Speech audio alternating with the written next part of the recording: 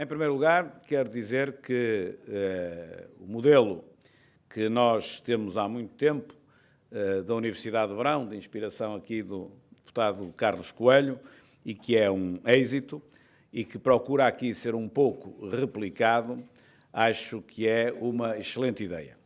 Porque nós conseguirmos juntar aqui jovens, primeiro, portugueses e espanhóis, e depois ambos, do Partido Popular e do PSD, dois partidos irmãos unidos no Partido Popular Europeu, é muito importante. Não sei se vocês sabem, os espanhóis, nós temos um provérbio muito antigo em Portugal, completamente desadequado, do tempo em que os nossos países andavam em guerra pelo território, em que diziam que de Espanha não vem nem bom vento, nem bom casamento. Eu estou em desacordo completo. Acho que de Espanha vem bom vento, é mais quente, menos úmido e, portanto, é um vento muito mais agradável. E vem também bom casamento. Eu não tenho nenhum filho, tenho uma filha, mas se tivesse um filho, aqui pelas espanholas que eu aqui vejo, percebia que haveria bom casamento para o meu filho. Mas não tenho filho, tenho filha, mas posso olhar para os espanhóis com mais cuidado e mais respeito, a ver como é que é com a minha filha. E dizer-lhes também o seguinte, nós somos dois povos irmãos, com uma cultura praticamente comum, uma língua que não é comum, mas é muito próxima, e eu próprio, a minha família, tem antecedentes em Espanha, no fim do século XVII, no fim do século XVIII, princípio do século XIX, a minha família era de Lugo, da Galiza. Um senhor chamado João do Rio emigrou para o Porto, foi tendo um filho, e depois outro filho, e depois outro filho, e depois eu. E, portanto, as minhas raízes, as minhas próprias raízes familiares, família Rio, é de Espanha, e, portanto, nós temos tudo a ganhar em trabalhar em conjunto e temos tudo a ganhar em ter os nossos partidos a trabalhar em conjunto. Recordo alguém que está no embrião, no nascimento do Partido Popular, de quem eu tenho muita saudade e fui muito amigo, que foi do Dom Manuel Fraga Iribarne, de quem eu só tenho a dizer bem no relacionamento que tive com ele, porque eu fui alcalde, presidente da Câmara do Porto durante 12 anos, um tempo inicial em que ele era presidente da Junta da Galiza, e depois, mesmo mais tarde, tivemos um relacionamento muito estreito. Ele era muito amigo de Portugal, particularmente do norte de Portugal, e começa aí a minha própria ligação àquilo que no passado foi a Aliança Popular e que depois deu no Partido Popular, onde também tive a oportunidade de conhecer quer o José Maria Aznar, quer o Rajoy, quer agora o Pablo Casado. E, portanto, em funções diferentes, mas fui conhecido. E, portanto, dizer que é com muito gosto mesmo que eu vejo as juventudes do Partido Popular e do PSD a juntarem-se. Em que é que eu vos posso ser útil? Poderei ser útil em vos dizer alguma coisa sobre a Europa, mas serei principalmente útil em dizer-vos alguma coisa sobre Portugal. Aos portugueses, porque passarão a perceber melhor, porque eu vou fazer de uma forma sistematizada, qual é, neste momento, a visão do PSD, da política portuguesa e de si próprio. Aos espanhóis, porque passam a ouvir de viva voz do líder da oposição aquilo que é a leitura que o PSD faz de si próprio, do PSD, de Portugal e depois um pouco da Europa.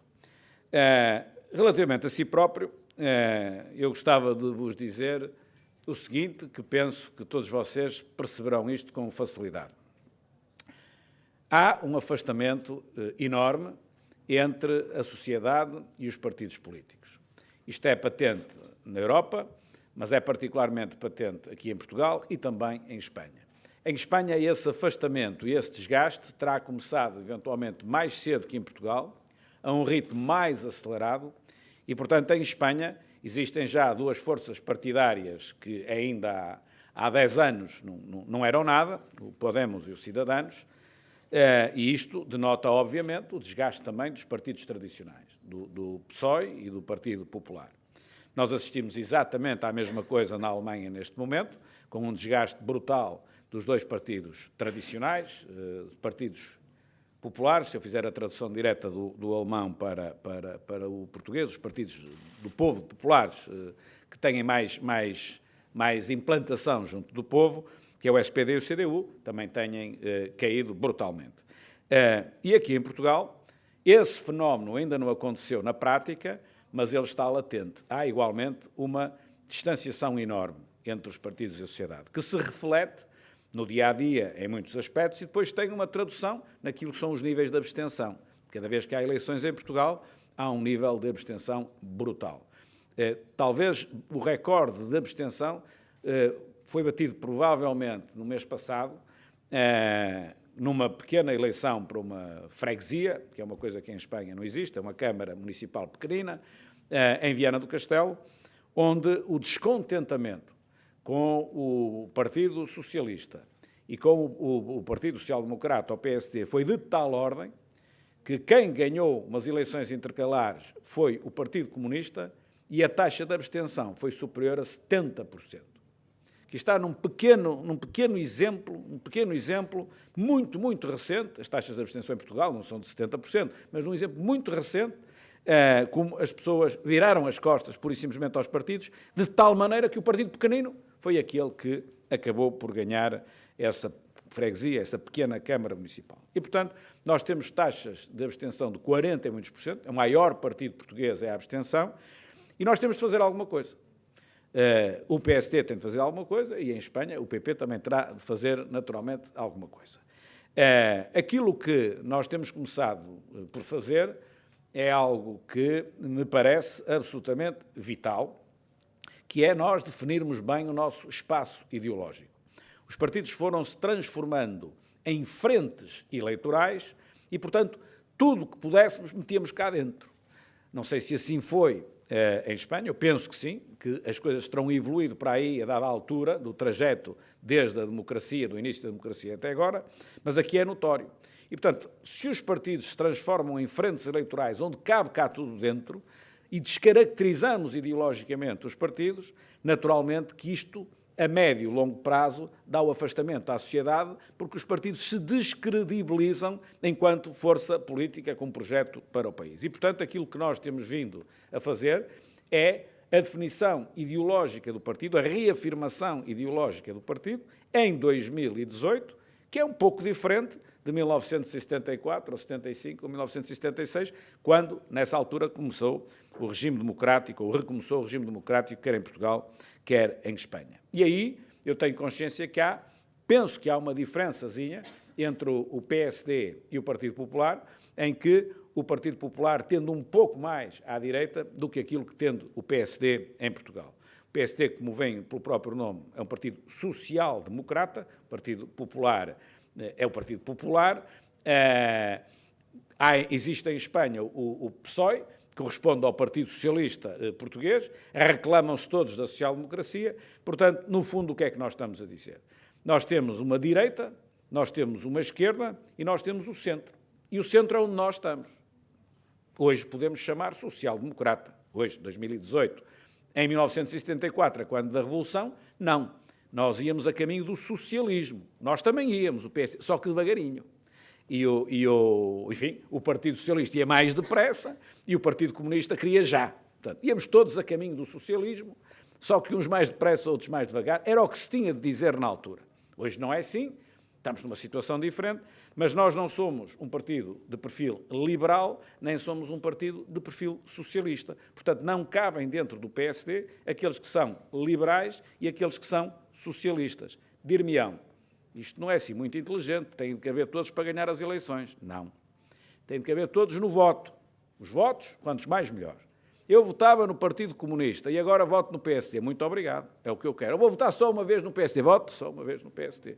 Agora, eu sou do Partido Comunista, mas isto agora o PSD está a crescer e eu vou também para o PSD. Não, isto dá mau resultado. Portanto, nós temos de ter essa clarificação ideológica, não podemos aspirar a querer abarcar tudo. E este é um ponto importante para a credibilização junto da sociedade. O segundo, eu não sei exatamente como é no Partido Popular, mas os partidos políticos em Portugal, todos sem exceção, o Partido Comunista é um partido muito fechado, que nós não sabemos bem como é, portanto tenho de o tirar um bocado para o lado. Mas todos os demais partidos em Portugal têm de ter um funcionamento interno, mesmo do ponto de vista administrativo e financeiro, não apenas do ponto de vista político, que seja organizado e que seja transparente. Não é isso que acontece nos partidos. Os partidos são um mau exemplo de gestão e de organização.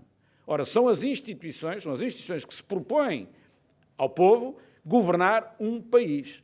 E se eu me proponho governar um país, que mesmo Portugal, que é um quarto, mais ou menos, de Espanha em população, enfim, em tudo, em economia, etc., mesmo Portugal é grande, Espanha ainda é maior. E, portanto, alguém que se propõe governar uma coisa tão grande tem de ser capaz de governar bem uma coisa pequena, que é o seu próprio partido. E, portanto, há que fazer um esforço para que as pessoas lá fora olhem para um partido político como uma instituição que funciona com a eficácia e a transparência que hoje funciona qualquer empresa minimamente capaz no mercado. Já não digo as empresas de ponta, mas empresas minimamente capazes.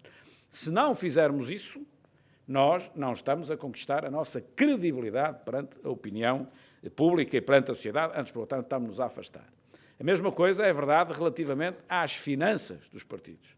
Se nós não tivermos as finanças equilibradas, coisa que a maior parte também não tem, nós obviamente não temos depois autoridade para chegar perante o povo e dizer confiem em nós, que nós vamos pôr as finanças de Portugal ou de Espanha em condições. Mas eu não ponho as finanças em condições de uma coisa tão pequena, como é que ponho de uma coisa tão grande? Isto são passos que nós temos de dar para recuperar a credibilidade perdida. Todos, particularmente o PSD, mais provavelmente neste momento que o próprio PP. Porquê? Porque aqui em Portugal ainda não aconteceu o que já aconteceu em Espanha. Mas se nós não temos cuidado, acontecerá provavelmente, aconteceu por todo lado, aqui também tem de acontecer, de surgirem novas forças partidárias capazes de discutir connosco o resultado final. Não é uma pequenina força partidária, depois vai ter 1 ou 2%. Isso, enfim. Não, mas estão a surgir forças partidárias, como é notório em Espanha, como eu ainda dei o exemplo alemão, França, o Macron, que conseguem novos e conseguem, e quando é o Macron, é melhor que seja o Macron do que seja a Le Pen, senão ainda era pior. Portanto, nós, olhando para a Europa e para o mundo, temos de ter particular cuidado com isto. E, finalmente, outra vertente que os partidos têm de pensar, e aqui nós estamos preocupados com isto, é ter um novo espaço de militância política.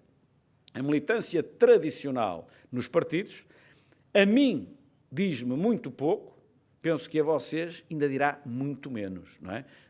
Se a mim, que venho da militância tradicional e tenho a idade que tenho, o que não será no caso dos mais jovens. Nós temos de ser capazes, dentro dos partidos políticos tradicionais, de adaptar a militância de 1974, 84, 1994 a 2014, 2018, 2024. Nós temos de ser capazes de fazer isso. Sou pena de as pessoas se afastarem da vida do partido e antes disso, se afastarem mesmo da votação e, enfim, do entrosamento com os partidos. E é isso que nós também estamos aqui a procurar fazer, é criar novos espaços de militância, a testar novos espaços de militância, neste momento, em razão, não do sítio onde vivemos, mas em razão das matérias que mais nos interessam na sociedade. Muitos de vocês serão estudantes, outros já não serão, já terão tirado o curso e têm naturalmente as vossas áreas de interesse. Pois bem, os partidos têm de ser capazes de dar resposta às vossas áreas de interesse. Se o vosso interesse, a vossa principal preocupação é, por exemplo, a segurança social, porque estão a descontar hoje com 20 e poucos anos e querem ter essa segurança quando chegarem aos 70 anos de idade, e se isso vos interessa, o partido tem de ter um espaço onde isso seja debatido, onde isso seja discutido, onde nós possamos aprender mais do que aquilo que sabemos, onde possamos ensinar a outros aquilo que também sabemos e onde possamos construir uma ideia comum e uma solução comum para este tema, segurança social, que é aquele que mais apoquenta determinada pessoa. Mas se a principal preocupação é a economia, ou é a agricultura, ou é a saúde, ou é a educação, ou os assuntos europeus, ou seja o que for, nós temos de ser capazes, dentro dos partidos, de dar resposta a isto. E, finalmente, uma outra vertente, eventualmente a mais importante para a credibilização dos partidos, eventualmente a mais importante, mas sem estas anteriores que eu disse, nada se constrói, porque pomos em cima de uma base frágil e o que nós colocamos em cima de uma base frágil, a base cai e nada se constrói. Não começamos, como costumamos dizer, a fazer a casa pelo telhado, fazemos pela base e a base tem de ser sólida, senão as coisas não se aguentam. É aquilo que é a postura política, a postura que nós temos na política, aquilo que é a postura que nós devemos ter quando estamos na política. E essa postura tem de ser inequivocamente esta na prática. Na teoria é isto que eu vou dizer. Na teoria nós pomos em primeiro lugar o interesse público, o interesse coletivo, depois poderemos pôr o interesse do partido e lá no fim pomos o nosso próprio interesse. Isto na teoria está desenhado, todos sabemos que é assim. E na prática é assim? Na prática não é assim. Aquilo que muitas vezes a sociedade olha para os partidos e se afasta deles é que normalmente aquilo que a sociedade se apercebe é que muitas das pessoas que estão na vida pública para defender o seu interesse, a seguir defender o interesse do seu partido, que é o seu partido que o pode levar ao interesse pessoal, e o interesse público fica lá para o fim, enfim, fica apenas no discurso e não tanto nos atos. E é isto que é a principal razão do desgaste dos partidos tradicionais ao longo do tempo. Nascem partidos novos que dizem que vão resolver, não sei, porque são todos seres humanos, somos todos iguais nesse aspecto. Agora, nós é que temos de olhar para nós e, reconhecendo este diagnóstico, procurar as soluções adequadas. E a solução adequada é nós, perante cada problema que temos pela frente, colocarmos sempre em primeiro lugar aquilo que é o interesse público e nunca o nosso próprio interesse ou o interesse tático de um partido. Portugal, provavelmente, tal como Espanha, não sei se a intensidade é a mesma, maior ou menor, mas Portugal necessita de fazer um conjunto de reformas estruturais profundas. Essas reformas estruturais profundas é o somatório dos ajustamentos que o tempo nos impunha e que nós não fizemos. Ou seja, se nós fizermos uma reforma de qualquer coisa há 20 anos atrás ou há 15 anos atrás, a velocidade a que hoje a sociedade anda e muda torna essa reforma rapidamente desadequada. E se ela é desadequada, passado 4, 5, 6 anos, nós temos de fazer um primeiro ajustamento. Se esse primeiro ajustamento não é notícia de televisão nem notícia de jornal, e se não, a comunicação social não o elege como problema, a tendência para quem está na política é não fazer o ajustamento. E, portanto, a seguir, em cima desse ajustamento, passado mais um ano ou dois, identifica-se outro ajustamento que é preciso fazer, que também não se fez. E ao fim de uma série de anos sem fazer esses ajustamentos, já só lá vai com uma reforma profunda. Há diversos setores assim na sociedade portuguesa. Esses setores assim na sociedade portuguesa, quando atingem um dado patamar, já só são resolúveis se todos os partidos, ou a maioria dos partidos, se conseguir juntar para fazer essa reforma. Não têm que ser todos os partidos, em muitos temas é impossível ser todos os partidos, pelas diferenças ideológicas que existem. Eu há bocado falei na segurança social, não é possível um consenso em torno da segurança social no espectro partidário português total, porque as diferenças ideológicas entre os comunistas, o Bloco de Esquerda e, por exemplo, o PSD ou o CDS, são muito grandes, não permitem. Mas o Partido Socialista Português, o PSD e o CDS têm a obrigação de procurar uma reforma, por exemplo, da segurança social, que garanta a sua sustentabilidade ao longo dos anos, em nome das gerações futuras, sendo que as gerações futuras não são vocês. Se calhar já sou eu próprio geração futura, porque eu não sei quantos anos de sustentabilidade a segurança social em Portugal, por exemplo, pode ter. E, portanto, nós temos de fazer determinadas reformas. Essas reformas têm de ser todos. E aquilo que acontece, o fenómeno que existe normalmente, é que até é relativamente fácil ter um primeiro-ministro que quer fazer essa reforma, mas normalmente os partidos da oposição, a começar pela liderança da oposição, não aceita colaborar, porque se colabora, os louros políticos vão tendencialmente mais para quem está no governo e menos para quem não está. E então a tendência é dizer, não sou, ele é que é o primeiro-ministro, ele que trabalha, ele é que ganhou as eleições, eu estou aqui. Apesar de eu saber que eu ficando aqui quieto, ele não consegue fazer. E apesar de saber que se ele não consegue fazer, quando for para lá eu também não consigo, porque ele vai ter o mesmo comportamento comigo, e o resultado final é que Portugal nunca terá aquilo que precisa de ter. E como os ajustamentos sucedem e não se fazem, o anquilosamento é cada vez maior, a reforma necessária é cada vez mais profunda, em que chega a dada altura, pode estar de uma tal forma que já não há solução. Reformas profundas com consenso alargado é, por exemplo, em Portugal, a justiça, claramente, não há nenhum governo sozinho, mesmo com maioria absoluta, que alguma vez possa fazer uma reforma da justiça, mas há capacidade em todos os partidos para, uma vez chegar ao governo, dizerem que fizeram uma reforma da justiça. Eu não sei se me estou a fazer entender. Uma coisa é eu chegar ao governo, fazer meia dúzia de alterações, com bom marketing, e diz, fiz a reforma da justiça. Fez nada. Não fez nada. Produziu notícias, produziu uma imagem. E é isso que eu há bocado dizia. E as pessoas entendem isto. E isto descredibiliza. Agora, se eu quiser fazer uma reforma da justiça profunda, que pega nas mais pequeninas coisas que já deviam estar alteradas e não estão por inércia, até uma revisão constitucional que obriga a novas regras no funcionamento do sistema social, só o posso fazer num âmbito de um acordo de regime, um âmbito alargado. Portanto, esta reforma é absolutamente imperiosa em Portugal. A segurança social, por sustentabilidade, tem de ser em Portugal, hoje, de cada vez que é apresentado um orçamento do Estado, aparecem uma série de medidas relativamente à segurança social. Agora estou a falar de segurança social na ótica das reformas, não na ótica da assistência social. E essas medidas são algo que não é compreensível, se pensarem bem. Então nós estamos a falar em algo de muito longo prazo. Pessoas que entram na carreira com 20 e tal anos para apostarem para quando tiverem, como digo, 70 anos. Então como é que podemos, cada vez que há um orçamento de Estado, estar a alterar as regras? Estas regras não se alteram assim em cada ano. Não é quando muda de governo, é de ano para ano com o mesmo governo, com o mesmo ministro. Isto acontece muitas vezes, está a acontecer agora, por exemplo, em Portugal. Isto não é uma coisa de tão longo prazo, não é sustentável. E teria de haver, ou tem de haver, um dia, um acordo que firme a sustentabilidade da segurança social. Há muitas formas de fazer, isto não é um debate sobre segurança social, mas tem de ser feito. O sistema político tem de ser alterado em Portugal porque está desgastado e o afastamento dos partidos é também filho de um sistema político que se desgastou.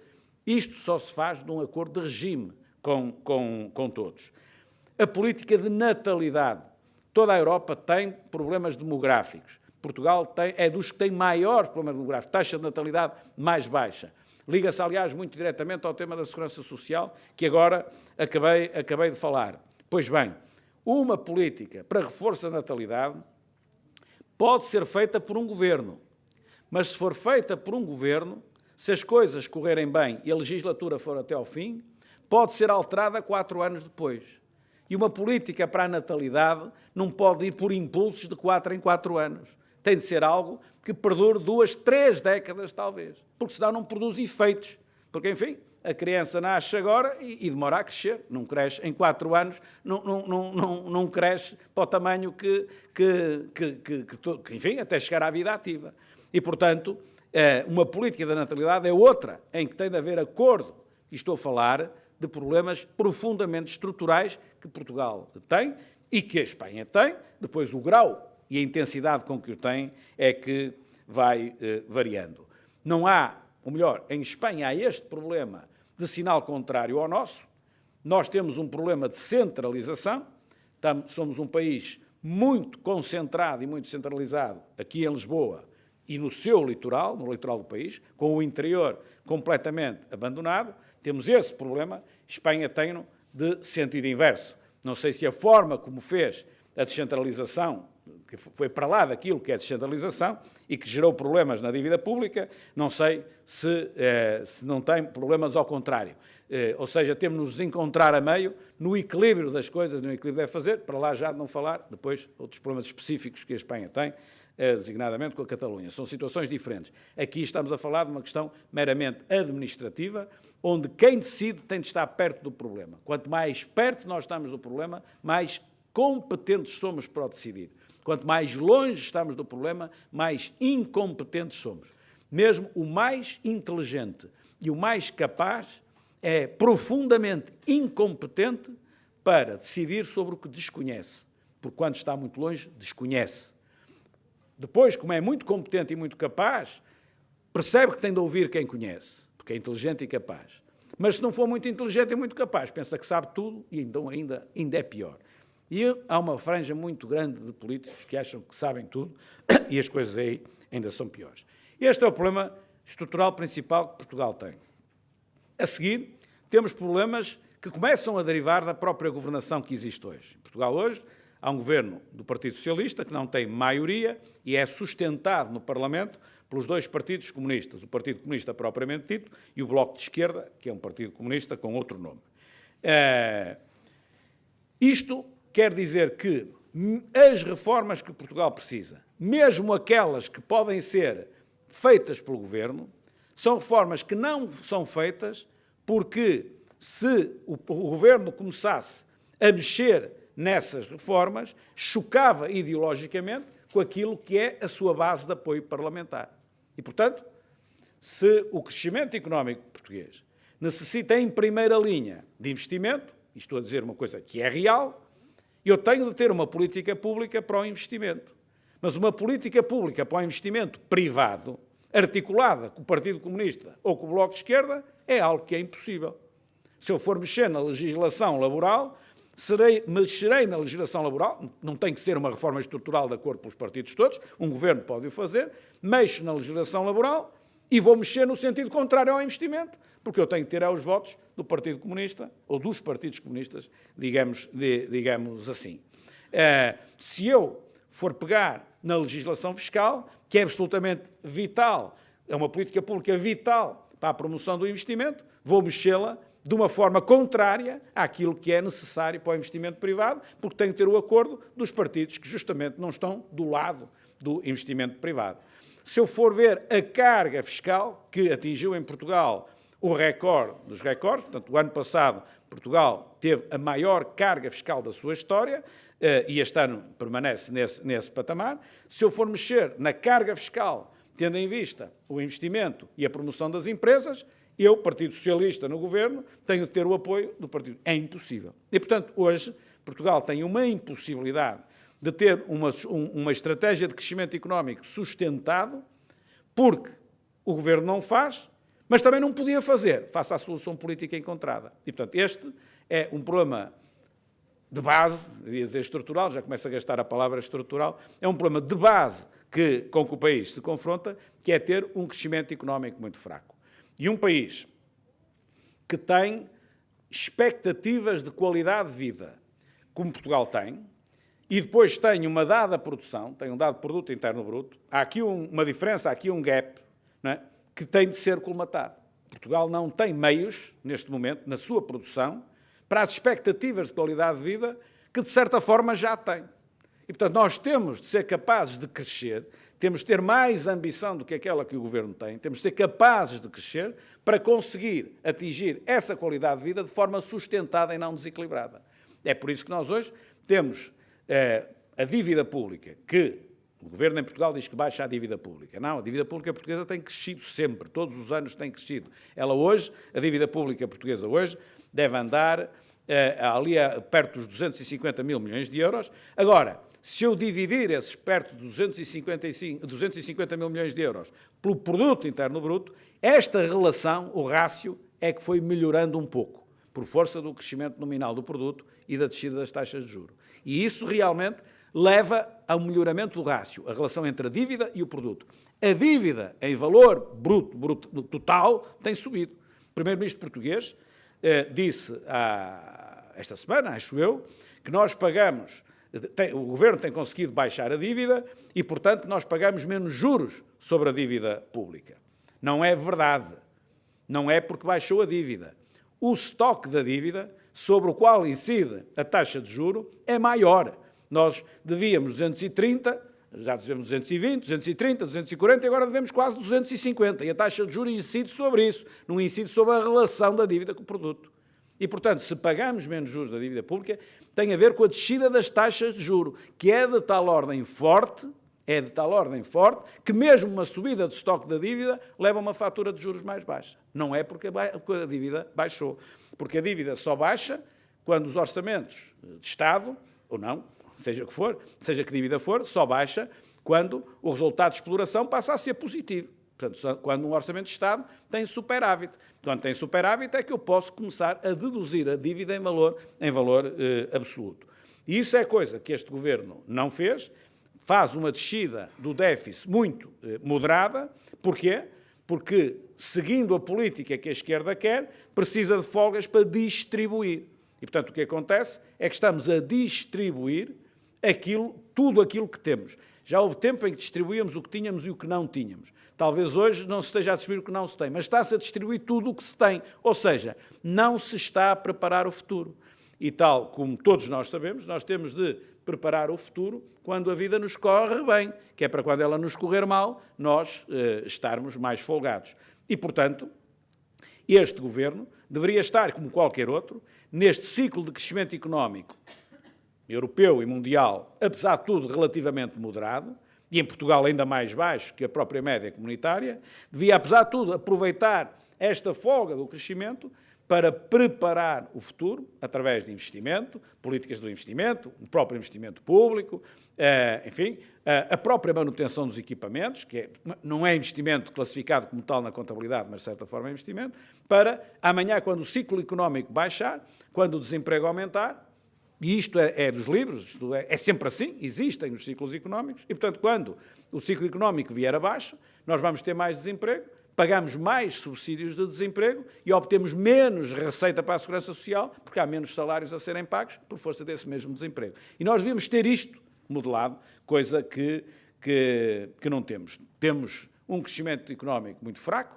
vai continuar a ser fraco, só há 6 mais baixos de Portugal na União Europeia. Vamos crescer este ano, mais ou menos, logo se vê, uma previsão, 2,2%, e 2,2% é o sexto pior, será o sexto pior crescimento da Europa. E, portanto, nós, Portugal e Espanha, é a mesma coisa, têm de ter a ambição de crescimento, de crescer sempre acima da média europeia, para deixarmos de ser países periféricos do ponto de vista económico, para passarmos a ser países mais integrados com a própria Europa Central, a começar pela própria qualidade de vida.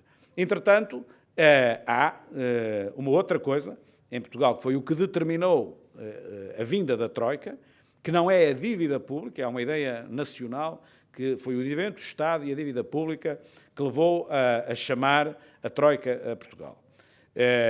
O Fundo Monetário Internacional, a Comissão Europeia, o Banco Central Europeu a ajudar Portugal. Não foi. Aquilo que determinou a vinda da Troika foi o endividamento externo. Portugal, durante 10 anos, acumulou déficits da balança de pagamentos à média de 10% do PIB todos os anos. 10% do produto interno bruto um ano, 10% no ano seguinte, 10% no ano seguinte, 10 anos seguidos. E foi esse endividamento externo. A diferença entre o que exportamos e o que importamos, vivendo acima daquilo que eram as possibilidades da produção do país, que levou à chamada da Troika. O endividamento público é uma parte do endividamento externo. E esse endividamento externo, que nós sustentamos, conseguimos parar um pouco, está ainda longe de conseguir ter vindo para os patamares que necessariamente têm de vir, e para isso nós temos de ter a estratégia de crescimento económico adequada, que é com exportações e com investimento, as exportações para utilizar a capacidade produtiva e conseguirmos, enfim, melhorar a nossa exposição externa, e o investimento, que é aquilo que vai permitir melhor capacidade produtiva no futuro, porque esta também, mesmo que se atinja, enfim, o pleno emprego e a plena utilização, tem naturalmente as suas limitações. Esta é uma fotografia real, digamos assim, daquilo que é o problema português, e o Orçamento de Estado, que está em discussão neste momento para o ano de 2019, foi aprovado esta semana na generalidade no Parlamento, será agora debatido na especialidade até ao fim deste mês, é um exemplo desta política, agravado com o facto de Portugal ir ter eleições este ano, que vem de 2019, e, como tal, o orçamento é construído com a preocupação de chegar a outubro com as pessoas minimamente iludidas sobre aquilo que é a situação do país, para poderem votar no partido que conduziu o governo nestes 4 anos. O que acontece depois em 2020 é depois das eleições, logo se vê. Um elemento também que, no imediato, poderia eventualmente até surtir efeito, dá-me a ideia que não vai surtir grande efeito, mas que a longo prazo descredibiliza os partidos, neste caso por via de um partido que está no governo. Terceiro elemento, terceiro elemento grave aqui, que eu também não queria deixar de referir, que é a degradação que existe nos serviços públicos e que nós temos de melhorar em Portugal. E essa degradação nos serviços públicos é que é o output de qualidade de vida que queremos ter e que estamos a ter, mas que está aquém daquilo que a produção nacional permite. E por isso nós temos de crescer mais, produzir mais, para podermos ter esta qualidade de vida, de preferência melhor ainda, mas de forma equilibrada e não de uma forma desequilibrada como existe. O exemplo melhor em Portugal de degradação do serviço público é o Serviço Nacional de Saúde, que tem vindo a degradar-se relativamente àquilo que é a prestação de serviços aos cidadãos. É algo que é muito acarinhado em Portugal, o Serviço Nacional de Saúde, uma conquista que tivemos após a Revolução, mas que é importante nós conseguirmos sustentá-lo. A Constituição Portuguesa diz que a saúde tem de ser, o Serviço Nacional de Saúde tem de permitir o acesso de todos os portugueses ao sistema de saúde e de forma tendencialmente gratuita, tendencialmente sem se pagar. Nós somos 10 milhões de portugueses e 2,7 milhões de portugueses têm um seguro de saúde. Para que é que 2,7 milhões de portugueses têm um seguro de saúde se a Constituição diz que ele é assegurado a todos e tendencialmente gratuito? É porque não é. E, portanto, as pessoas têm de ter um seguro de saúde justamente pela Constituição da República. Não é integralmente cumprida e o serviço que é prestado não está de acordo com aquilo que as pessoas querem e precisam que seja prestado. E, portanto, é uma matéria, qualidade do serviço público, é uma matéria que tem de ser vista com o máximo de cuidado e com o máximo de empenho e com o máximo de realismo. Por exemplo, no orçamento atual, para o ano 2019, o crescimento, se ouvirem o governo português diz assim: a saúde é uma prioridade, já estamos a investir, já estamos a fazer, os resultados vão aparecer, não aparecem já, mas vão aparecer. E tal. Bom, depois nós vamos ver o Orçamento de Estado para 2019, a prioridade que eles têm nesta matéria. O crescimento nominal da verba para o Serviço Nacional de Saúde é de 2,3%. O crescimento da despesa do orçamento é de 3,3%. Se o crescimento para o Serviço Nacional de Saúde é de 2,3% e o crescimento da despesa pública toda é de 3,3%, isso significa que a saúde não é uma prioridade. Porque quando nós falamos que a despesa sobe 3,3%, estamos a dizer que, em média, a despesa sobe 3,3%. Mas a do Serviço Nacional de Saúde, se só sobe 2,3%, perde peso no total da despesa. Se perde peso no total da despesa, para que a média seja 3,3%, outros sobem 4,3% ou 5%, essas é que são as prioridades. Não é aquela que sobe abaixo da média. E, portanto, por exemplo, consegue-se, através do orçamento, verificar que o discurso político que se faz não corresponde à realidade. A par disto, não é só a saúde, é, por exemplo, os transportes aéreos e não aéreos. A ferrovia em Portugal tem problemas seríssimos de falta de investimento, de falta de manutenção, de desequilíbrio financeiro e até de articulação justamente com Espanha, que é um elemento absolutamente vital para nós podermos escoar os nossos produtos pela via férrea para a Europa. Para terminar, uma palavra sobre a questão europeia, que, enfim, não serei eu que sou o mais experto, como se diz em espanhol nisso, há outros mais expertos, mas não queria deixar de referir aqui 4 pontos que eu considero essenciais, particularmente quando na próxima semana vamos ter justamente o Congresso do Partido Popular Europeu, ao qual ambos pertencemos, quer o PSD, quer o PP.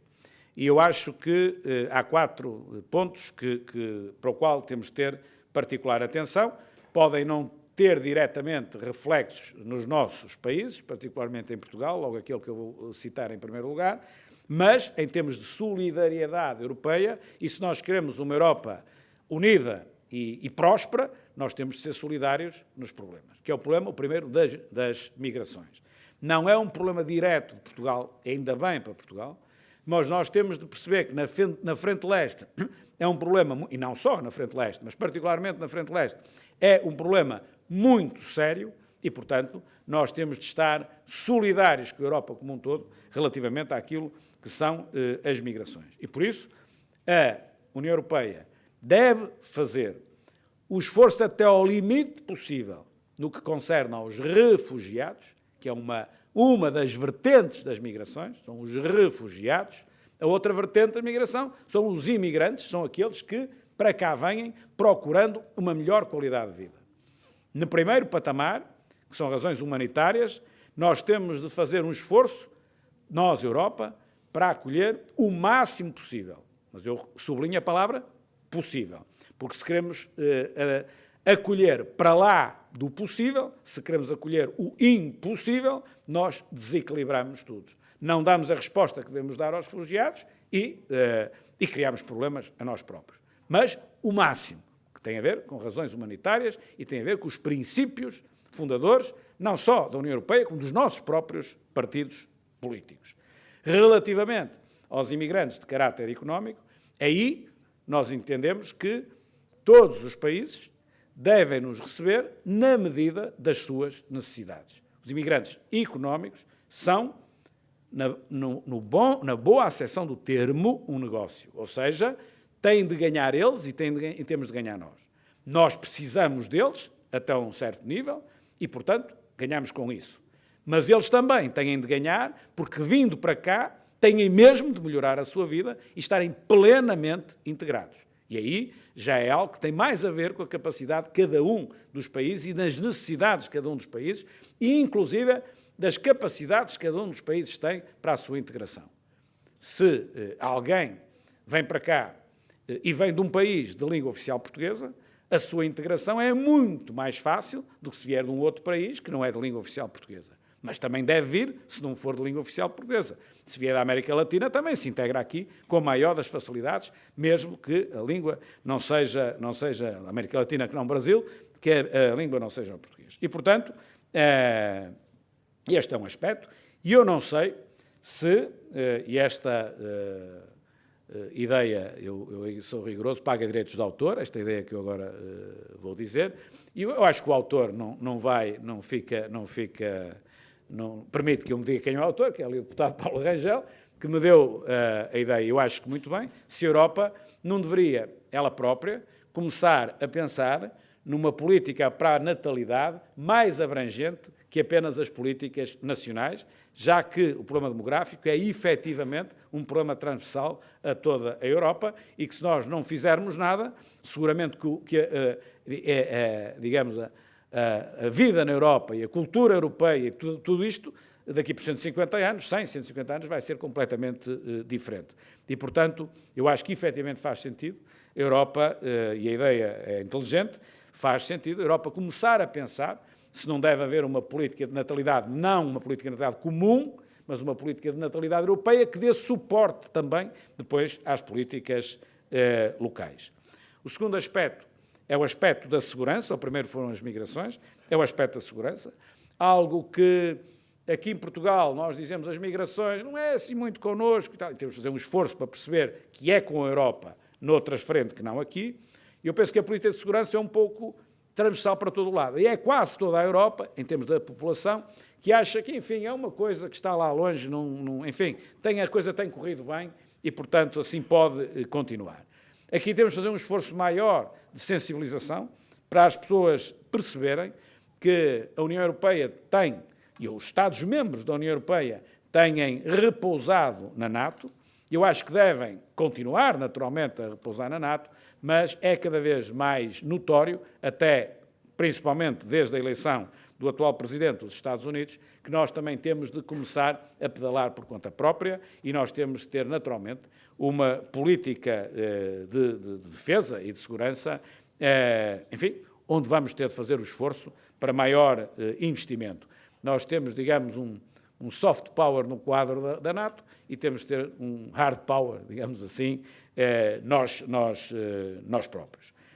O terceiro elemento, que é muito importante aqui no Norte-Sul, as migrações é no leste-oeste, é a questão da União Económica e Monetária, de interesse particular para os nossos dois países. O euro desequilibrou em Portugal a economia portuguesa. Nós não tivemos capacidade para utilizar tudo o que o euro tem de bom e não cair na tentação daquilo que o euro para nós pudesse ter de mau. E nós acabamos por agarrar aquilo que o euro tem de mau e de perigoso, designadamente o fim da política cambial, para dar cabo das nossas contas externas, como ainda há bocado referi, dar cabo do nosso crescimento, quando o euro era uma oportunidade de ouro para pôr as contas equilibradas, para conseguir mais crescimento, para conseguir mais competitividade, para sermos uma economia mais esforçada no sentido de produtos de maior valor acrescentado, já que não tínhamos a questão cambial à escala nacional. E, portanto, nós temos de saber dar resposta a estes erros que fomos cometendo ao longo dos anos, particularmente desde 1999, mas também é verdade que a União Económica e Monetária não está acabada, está desequilibrada, está manca e precisa ter os pés todos. Não está manca, não tem só duas pernas como o ser humano, também não é nenhuma centopeia cheia de pernas, mas tem de ter alguns pilares, como seja, por exemplo, o fundo de garantia de depósitos. Nós sabemos que até 100 mil euros qualquer depósito está garantido, mas quem o garante é o sistema bancário interno e não é o sistema bancário europeu. Ora bom, é muito diferente a garantia que é dada, por exemplo, num país como Portugal, para um depósito de 100 mil euros, ser dada por um sistema bancário europeu brutal, que é quem faz a supervisão desses bancos, que depois estão a garantir os 100 mil euros, ou ser dado por um fundo de garantia à escala, neste caso nacional portuguesa, que é pequenino e enfim, e para ser prudente, dizer apenas que garante com muito custo. Depois temos de ter um mecanismo, que já temos, um mecanismo único de supervisão e de resolução, só que o mecanismo único de resolução também tem de ser mesmo único e não ter os fundos de resolução para as crises bancárias à escala nacional. Porque se tem à escala nacional, a força e o fogo para responder é muito fraco, direi que em Portugal, neste momento já está próximo do ser nenhum, porque, enfim, o abalo nos bancos foi de tal ordem que o Fundo de Resolução Nacional já tem um endividamento absolutamente brutal e os portugueses fizeram um esforço brutal para acudir à banca, com muita crítica de muitos setores, mas aquilo que foi a opção que o país fez, porque normalmente dizemos, bom, o contribuinte português, os impostos portugueses, pagaram enfim, o equilíbrio, o reequilíbrio da banca portuguesa e não deviam ter feito. Eu não vou dizer sim, não, vou só dizer que, se não fosse feito assim, teria sido naturalmente feito à custa dos depósitos. Era diferente, porque apanhava os portugueses todos de uma forma diferente do que pela via dos impostos. Pela via dos impostos, é pela via dos impostos. Cada um paga os seus impostos em função do rendimento, em função do consumo, e apanhou por aí. Pagamos todos. Caso contrário, se fosse pela via da falência redonda de um banco, bom, todos perdiam tudo que lá estivessem. Quem tivesse pouco, perdia pouco. Quem tivesse muito, perdia muito. É uma questão de sabermos equilibrar para fazermos um juízo de valor sobre o que devia acontecer, sobre o que é que, do ponto de vista social, acaba por ser melhor ou acaba por ser pior, já que, praticamente, sem exceção, só um banco em Portugal, aliás, de origem espanhola, é que não teve problema, todos os demais tiveram problemas sérios e a banca espanhola, igualmente, teve esses problemas e a banca italiana tem esses problemas. E, por isso, nós temos de ter um fundo de resolução que tem uma supervisão, há uma supervisão bancária europeia, mas depois a resolução também tem de ser de caráter europeu para dar outra folga e outra segurança.